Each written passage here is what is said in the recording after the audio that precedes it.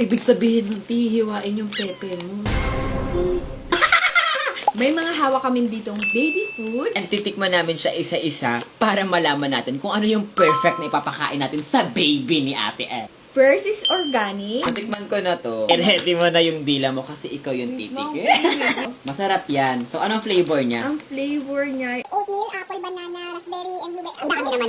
itsura pa lang mukhang Mabango.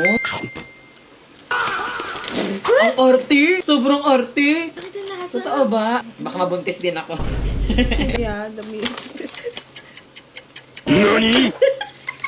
Kung first food ni baby, tapos syempre hindi pa naman alam nun yung matamis, maalat, mapait, tingin ko okay lang. 5 out of 10. Baby fruit pure.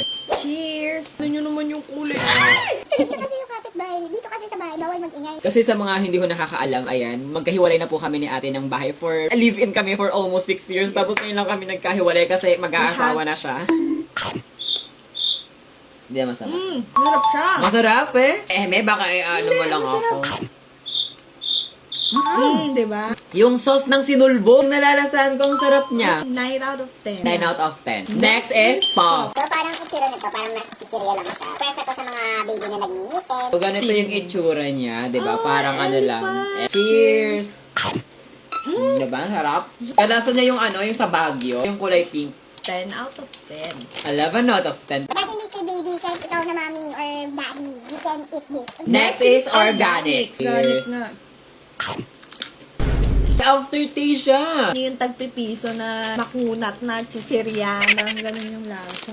More on lasang hangin siya. Hindi ko malasahan yung tomato na sinasabi nito. 4 out of 10. 4.5 out of 10. Next is Cerelac. Bango. Diba? Ang bango. First ay ito munang mixed fruit and soya. Feel ko magugustuhan mo to kasi masarap yung lasa niya.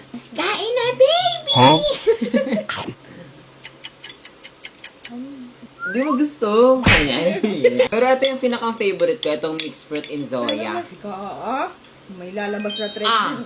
At hindi ata trend yung lalabas dito. Misay. Say, hanggang ngalang-ngalang.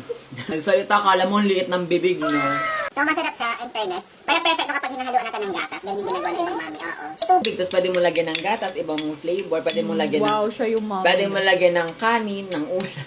Hindi mo talaga alam kung seryoso pinagsasabi niya. Baka naman tayo relo. Dami yung mga brands dyan ng pamami, baka naman. Next naman is itong wet banana and milk. May alam pa akong ibang wet.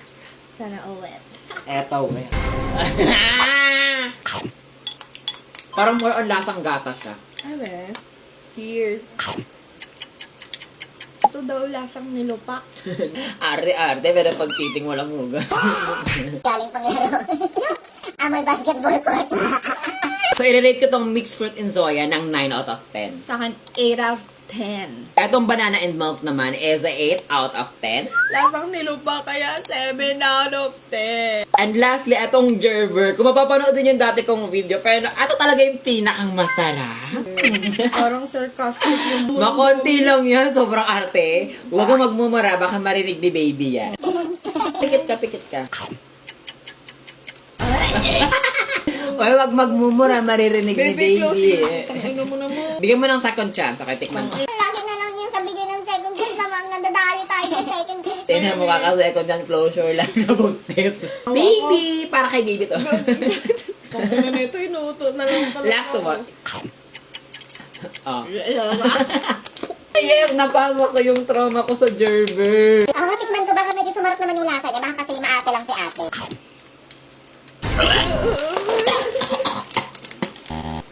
So, i-rate ko to ng 3 out of 10. Negative. Grabe ka naman sa negative. Bye-bye!